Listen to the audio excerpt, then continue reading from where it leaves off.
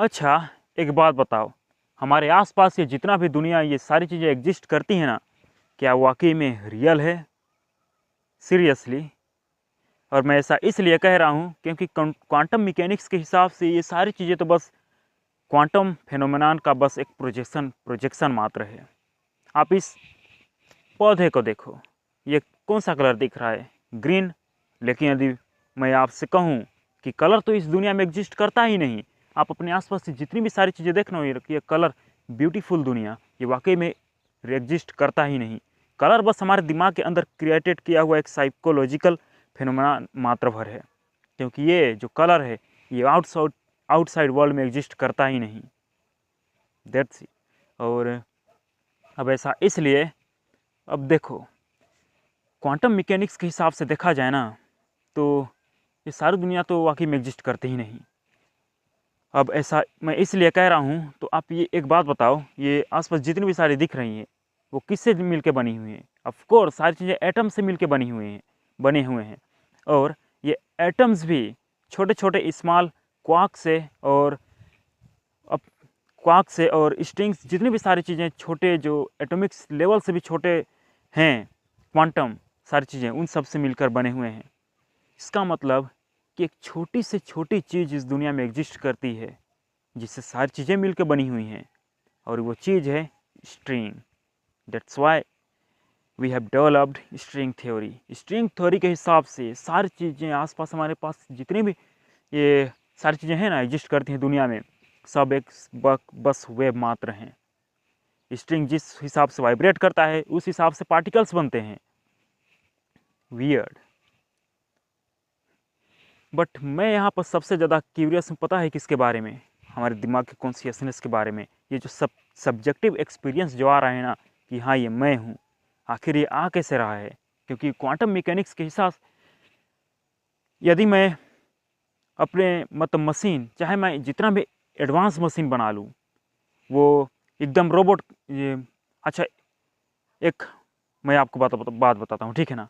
मैं एक रोबोट बनाता हूँ और वो पूरी तरीके से बिल्कुल किसी इंसान के जैसा व्यवहार करता है। कैसे बात करना है, कैसे देखना है, कैसे रिएक्ट करना है, कैसे रिस्पॉन्ड करना है, सारी चीज़ें बिल्कुल इंसानों की तरह। और वो आपसे बात करता है, लॉजिकल भी है एकदम, किसी इंटेलिजेंस इंसान की तरह। मान जाए वो खुद आइंस्टाइन है, बिल्कुल वो रोबोट। और वो आपके सामने आकर बात कर रहा है, तो क्या, और मैंने उसको बिल्कुल ऐसा कपड़ा पहना दिया है कि वो इंसान की तरह ही दिखता है, तो क्या आप वाकई में पता लगा सकते हो कि वाकई में इंसान है या फिर रोबोट, जब वो बिल्कुल इंसानों की तरह ही बात कर रहा है? तो ऑफ कोर्स नहीं पता लगा सकते। बट यहाँ पर मैं कॉन्शियसनेस के बारे में कहना चाहता हूँ कि वो जो रोबोट बोल रहा है वो पिछले डेटा के हिसाब से बोल रहा है। उसके कंप्यूटर में जो भी सारी चीज़ें फीडेड है वो उस हिसाब से बोल रहा है। लेकिन यहाँ पर जो मैं बोल रहा हूँ, जो इंसान उस रोबोट के साथ जो बात कर रहा है, वो अपने सब्जेक्टिव एक्सपीरियंस के आधार पर बोल रहा है। लेकिन वो, हालांकि डेटा तो हमें भी फीडेड है, लेकिन वो जो डेटा आता है उसको हम अपने सब्जेक्टिव एक्सपीरियंस के आधार पर हम उसको प्रोसेस करते हैं। हमारा दिमाग हमें रियलिटी दिखाता है, जो कि हमारे हमारे अंदर एक सब्जेक्टिव एक्सपीरियंस क्रिएट करता है। और इस सब्जेक्टिव एक्सपीरियंस को हम नाम देते हैं क्वालिया। हम चाहे जितना भी एडवांस रोबोट बना लें, लेकिन हम इस क्वालिया को कभी भी क्रिएट नहीं कर सकते। ये जो क्वालिया है वो सब्जेक्टिव एक्सपीरियंस देता है। हमारे आसपास से जितनी भी सारी चीज़ें हैं, हम सभी को अपने अपने हिसाब से सारी दुनिया को देखते हैं। मैं जिस हिसाब से इस दुनिया को देखता हूँ, हो सकता है वो दूसरे पर्सन के लिए ये दुनिया टोटली बिल्कुल अलग हो। ये जो ग्रीन है, हो सकता है कि जो ग्रीन मैं देख रहा हूँ वो उस ग्रीन को रेड कलर मेरे रेड के हिसाब से देख रहा हो।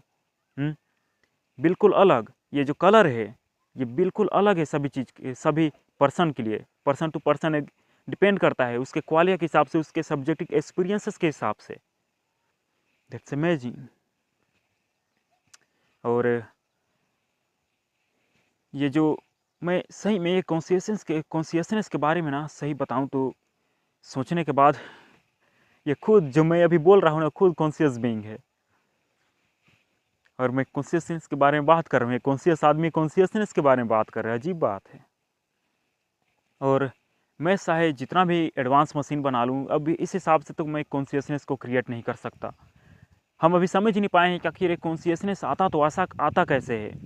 अब जितना मुझे कॉन्शियसनेस के बारे में पता है तो बस ये नेचर के द्वारा बस एक फीडबैक लूप कंट्रोल सिस्टम है। जैसे एक कार जैसे एक गिम्बल मान लो, कैमरा गिम्बल डेटा लेता है, उस हिसाब से उसको रिस्पॉन्ड कराता है।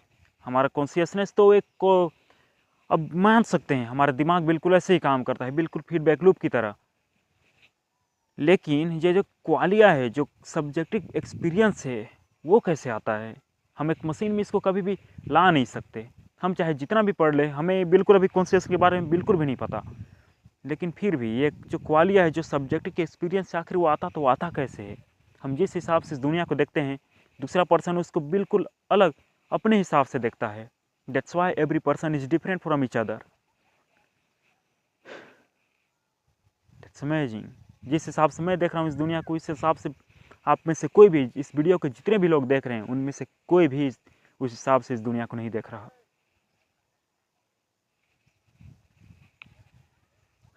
अभी सनसेट हो रहा है, सनसेट मेरे लिए जैसा दिख रहा है वैसा हो सकता है, ये भी हो सकता है कि जिस हिसाब से मैं ये जो दुनिया देख रहा हूँ बिल्कुल उसके हिसाब से हो सकता है कि आप बिल्कुल डॉट डॉट दिखाई दे रहा हो सकता है कि जिस हिसाब से मैं ऑडियो को सुनता हूँ, हो सकता है कि वो एक्सपीरियंस आप इस देखने के हिसाब से देख रहे। मतलब कि मैं ये बोलना चाहता हूँ कि जिस हिसाब से मैं ऑडियो को सुनता हूँ, प्रोसेस करता है मेरा दिमाग, जिस हिसाब से मुझे ऑडियो को सुनाता है, हो सकता है कि उस हिसाब से आपका आँख आपको दिखाता हो। यानी कि जिस हिसाब से मैं सुनता हूँ उस हिसाब से आप उसे देख रहे हो, और जिस हिसाब से आप देख रहे हो उस हिसाब से हो सकता है कि मैं सुन रहा हूँ। That's amazing. कुछ नहीं कह सकती क्या हो सकता है। यही तो मुझे इस दुनिया के बारे में वंडर करता है काफ़ी ज़्यादा। इस कॉन्शियसनेस, आखिर ये कॉन्शियसनेस क्रिएट ही कैसे होता है, मुझे समझ में नहीं आता। क्वांटम मैकेनिक्स के हिसाब से हम इसको कैसे समझ सकते हैं ये तो मुझे नहीं पता, लेकिन इसके कई सारे थ्योरीज हैं जो कि मुझे अभी बिल्कुल भी नहीं पता। आगे पढ़ूंगा तो शायद, नॉलेज गैदर करूंगा तो शायद हो जाएगा। सही में यार। अब क्वांटम मैकेनिक्स के हिसाब से मैं इस दुनिया को डिस्क्राइब करूं तो ये दुनिया कुछ भी नहीं है, बस बंच ऑफ मॉलिक्यूल्स है, बंच ऑफ एटम्स है, बंच ऑफ एनर्जी है एंड बंच ऑफ वेव्स है, बस और कुछ नहीं। Wave and particle are related to each other. हम पार्टिकल को जितना स्पीड से स्पेस में मूव कराएंगे वो उस हिसाब से वेव के हिसाब से बिहेव करने लगता है। हर एक पार्टिकल का अपना एक वेव फंक्शन होता है, मेरा भी है। अगर मैं अपने आप को लाइट की स्पीड से यदि थोड़ा सा भी यदि एक्सेलरेट कराऊँ, थोड़ा सा भी यदि मूव कराऊँ इस वर्ल्ड में, तो मेरी फ्रीक्वेंसी जो है इतना ज़्यादा है, मेरा वेव लेंथ इतना कम है कि मैं मतलब नेग्लिजिबल है, मैं वेव के रूप में आ ही नहीं सकता। आ सकता हूँ थियोरेटिकली, लेकिन इसे मेजर करना इम्पॉसिबल है। हर एक पार्टिकल का अपना एक वेव फंक्शन होता है। यानी कि सही साफ शब्दों में कहूँ कि हर एक पार्टिकल वेव होता है। That's why electron possess dual wave and particle also shows dual nature. Also light have dual nature, particle and waves. Also every each atoms in this universe possess dual nature, wave particle duality. Every particle possess wave particle duality. इस सूर्य को, सन को हम move कराएं बहुत infinite speed से, infinite speed तो नहीं करा सकते, स्पीड ऑफ लाइट से तो हम कोई भी चीज़ को मूव नहीं करा सकते। वेव पार्टिकल इस दुनिया को बनाता है, वेव पार्टिकल को बनाता है। पार्टिकल आई डोंट नो, मुझे अभी क्वांटम मैकेनिक्स के बारे में उतना पता है नहीं, मैं सही बताऊं तो। लेकिन इलेक्ट्रॉन भी अपने आप में वेव है, लाइट भी अपने आप में वेव है, और ये दोनों पार्टिकल्स भी हैं। फोर्स क्या है? Force is nothing but it's wave. Field है, बस फील्ड मात्र, it's field. Force is a field.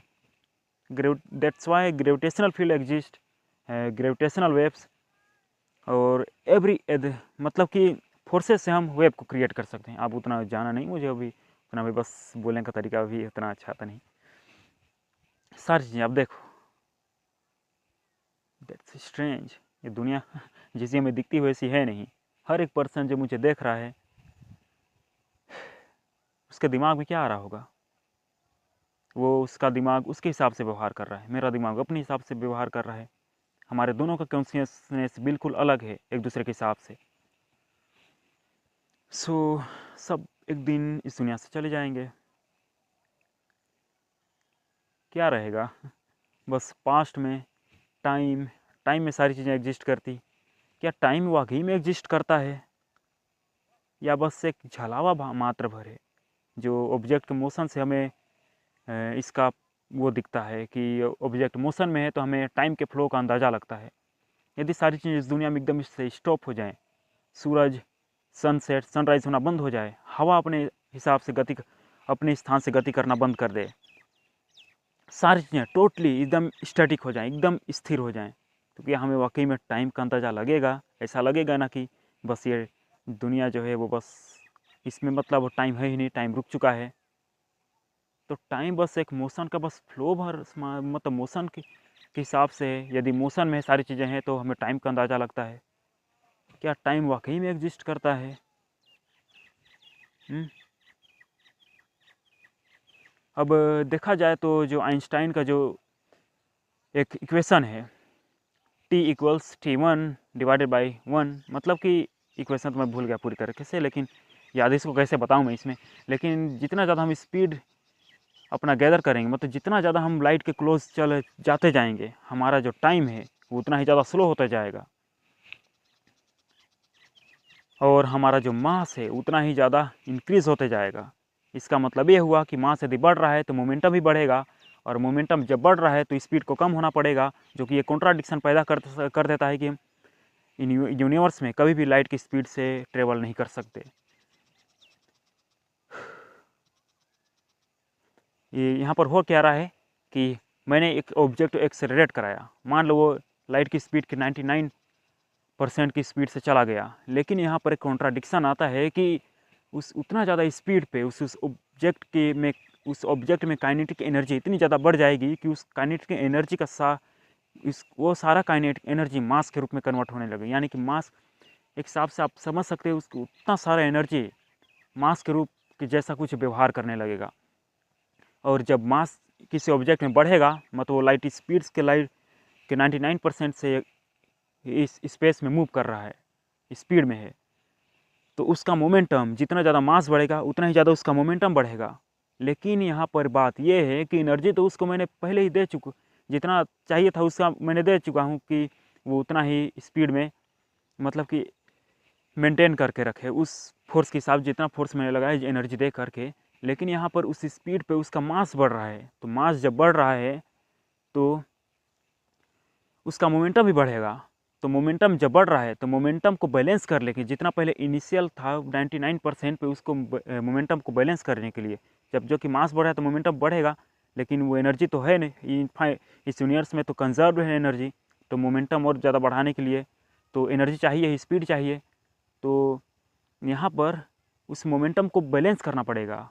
That's why conservation law of momentum exist. तो उस मोमेंटम को कंजर्व करने के लिए स्पीड को स्लो डाउन होना पड़ेगा, और जब स्पीड स्लो डाउन होगी इसका मतलब क्या हुआ कि मास कम होगा, और मास को कम होने के लिए मोमेंटम को बैलेंस करने के लिए फिर से स्पीड को ज़्यादा होना पड़ेगा।